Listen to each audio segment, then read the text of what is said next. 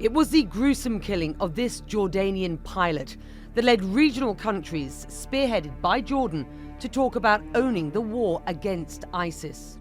This is our war, and we need to stand and fight terrorism because it's done in our region. Saudi Arabia, Jordan, Bahrain and the UAE carried out strikes in Syria, and Egypt went after ISIS in Libya after militants there beheaded 21 Egyptian Christians. But nearly 1 year on, it's not clear how active Arab states are in the fight against ISIS, either in the air or in support.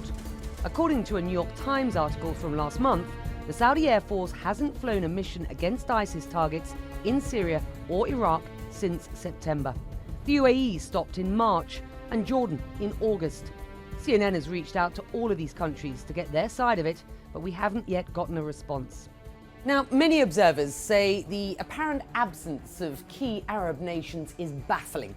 ISIS's so-called caliphate is much closer to countries in this region than the West, and extremists have done much harm to the image of Islam and Muslims. But to understand the reasons, you've got to look at the conflicting interests of regional countries, specifically a bloody competition for power and influence between Iran and Saudi Arabia.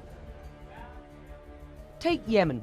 Analysts say the war there is currently the most pressing concern for Arab countries led by Saudi Arabia. Their aim is to defeat Iranian-backed Houthi rebels who ousted the government and took the capital Sana'a last year.